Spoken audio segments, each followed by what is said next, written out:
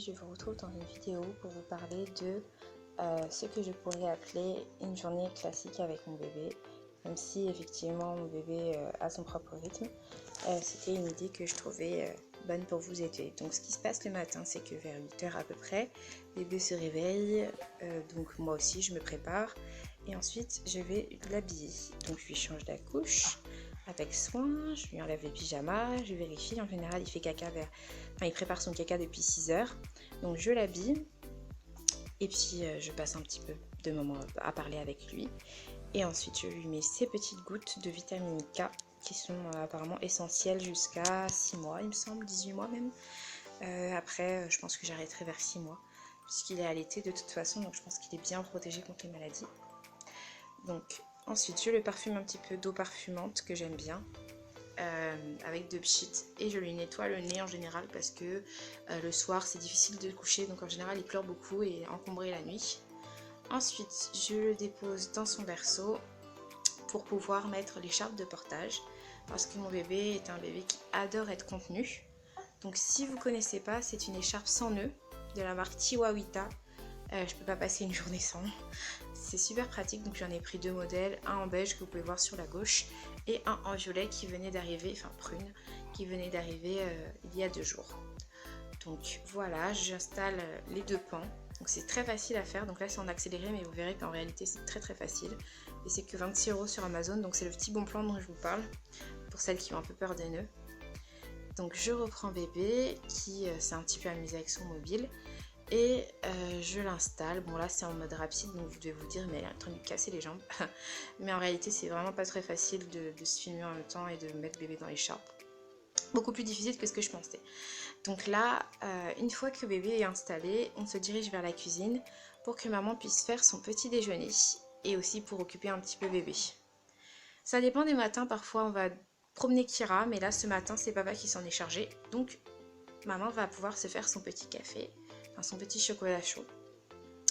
Donc moi je suis plutôt chocolat chaud, pas très café, donc je prends un chocolat chaud, des brioches avec des tartines de Nutella, un yaourt et une banane. Après ça dépend, c'est en général en fonction de bébé. Là bébé était plutôt calme, donc j'ai pu me faire plaisir. Et je profite souvent du matin parce que c'est le moment où je peux vraiment prendre un bon repas. Dans la journée, je ne sais jamais si je vais vraiment manger. Il m'est arrivé des midis où je grignotais seulement parce que bébé ne voulait pas être posé et que c'était difficile à gérer. Et le soir, en général, papa est là, donc il peut nous aider puisqu'il adore cuisiner. Puis c'est son domaine, de toute façon, il travaille dans la restauration. Donc je passe un coup de ménage parce que bébé adore le bruit blanc de l'aspirateur.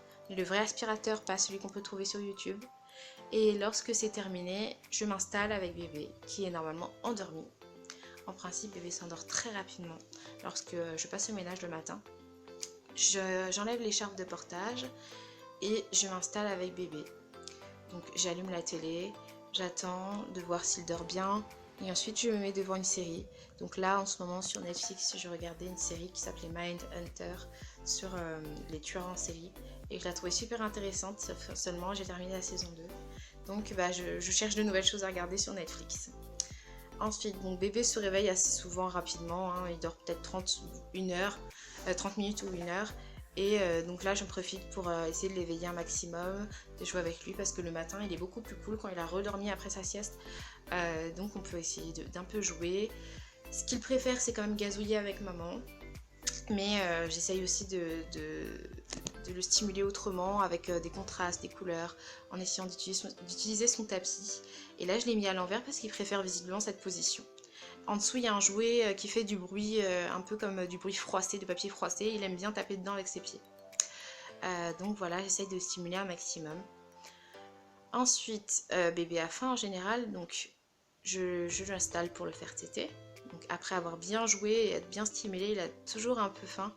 Donc moi ce que j'essaye de faire c'est lui proposer le sein avant qu'il s'énerve. Parfois c'est pas évident parce que tu crois qu'il joue et en fait il commence déjà à s'énerver. Mais voilà, j'essaye de le calmer, de lui faire l'euro. Ensuite je me suis vite enfuie dans la cuisine une fois qu'il était endormi, je l'ai posé dans la poussette. Et là j'ai essayé de faire à manger. Là c'est en mode accéléré mais sachez que j'étais vraiment accélérée aussi. Je faisais super vite parce que je me suis dit bébé posé c'est très difficile parce que il peut dormir maximum une heure, et encore ça c'est quand il a vraiment il est vraiment bien dans son sommeil, mais en général voilà, il se réveille et là c'est ce qui s'est passé, j'ai entendu crier, donc j'ai couru et j'ai vu bébé qui s'est réveillé, donc c'est reparti, on berce bébé. On se demande quand est-ce qu'on va manger, on se dit que la nourriture elle est en train de cuire, donc voilà, mais bon c'est un bébé qui a vraiment besoin de beaucoup de contact, donc j'essaye de le remettre en écharpe, tant bien que mal. Donc là c'est une autre méthode, je mets l'écharpe pendant qu'il est sur moi, parce que dans ces cas-là en fait il est fatigué, il est encore dans son sommeil, mais il n'arrive pas à se rendormir. Donc je l'aide à se rendormir en étant contenu. Il n'aime pas l'emmaillotage, et puis de toute façon il préfère toujours avoir la main contre son visage.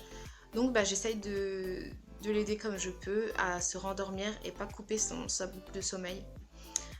Donc je le mets en écharpe, je marche un petit peu avec lui, je raconte ma vie, je lui parle, je lui chante des petites chansons. Et voilà, j'essaye de continuer à cuisiner tant bien que mal. Je l'allaite aussi. Là, j'aimerais vous dire que le scénario parfait, tout s'est bien passé, je me suis installée, la nourriture est prête rapidement.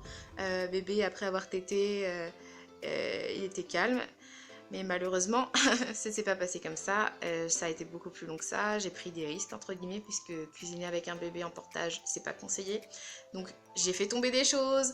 J'ai mis un peu à l'œil les pâtes. J'en ai beaucoup trop fait. Il y avait ma chienne qui commençait à essayer de ramasser les restes parce que j'en ai renversé par terre. Donc voilà, ça c'est la vraie vie. Bébé a tété, puis il a arrêté, puis il a retété, puis il a arrêté, puis il criait, puis il voulait dormir, puis il voulait pas. Donc j'ai beaucoup marché, j'ai essayé de ne pas cramer les merguez. Et voilà, c'est ça aussi la parentalité, c'est savoir faire la part des choses, savoir porter son bébé s'il en a besoin, savoir lui donner tout l'amour qu'il veut. Et là, donc j'essayais de le calmer parce que de toute façon, après avoir mangé, on devait partir pour le rendez-vous chez l'ostéopathe. Donc là, on est dans le bus. On a avancé tranquillement, on allait rejoindre papa au travail parce que l'ostéopathe était juste à côté de son travail. Et comme bah voilà, j'avais besoin de voir où mon bassin en était après l'accouchement, il fallait qu'on aille voir l'ostéopathe. Donc papa était là pour s'occuper de bébé, pendant que moi je me faisais un peu observer. Et puis ensuite on est parti manger chez KFC. Là on était sur le chemin du retour, donc bébé était éveillé, il voulait téter et regarder. Ensuite on est rentré, j'ai dû préparer le bain, donc moi je me suis lavée, j'ai lancé la machine. Il y avait beaucoup de linge, là ça va me faire beaucoup de repassage d'ailleurs, je me suis pas mise. Je devais lancer les machines et en même temps bah, je me suis profité pour me brosser les dents, me laver et j'ai donné le bain à bébé. Donc le bain de bébé c'est un moment que j'attends, je choisis toujours avec précaution, j'essaye de choisir le moment où il est bien éveillé depuis au moins 10 minutes et qu'il est content et pas grincheux et qu'il n'a pas faim. Et ensuite on peut passer un bon moment dans le bain, on joue ensemble, on discute, il gazouille. Il est très détendu en fait dans le bain et c'est un moment propice pour l'aider à dormir. Seulement ça dépend des nuits, parfois il peut dormir rapidement après le bain et parfois de 21h à 1h il hurle, il pleure. Donc là c'était d'ailleurs une nuit qui était dans ce sens là où j'ai pas réussi à l'aider à dormir plus tôt que 1h du matin. Bébé avait besoin d'être porté, bébé avait besoin de téter, bébé avait besoin d'être bercé. Il s'endormait, il se réveillait, il s'endormait, il se réveillait. Donc voilà, là par exemple, je lui propose le sein comme je fais tout le temps après le bain. Mais là, il n'était pas très content. Donc il cherchait le sein, puis il n'en voulait plus, puis il le cherchait, puis il n'en voulait plus. Donc c'est une nuit, on va dire une nuit sur deux où c'est comme ça, c'est assez anarchique la nuit. Surtout de 22h à 2h du matin, ça peut être compliqué parfois. Parfois il ne dort pas.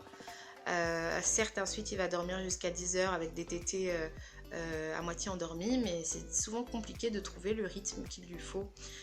J'essaye de ne pas changer la routine pour ne pas le perturber, mais en réalité il fait ses propres nuits à lui, c'est lui qui décide, et en même temps je suis là juste pour l'accompagner.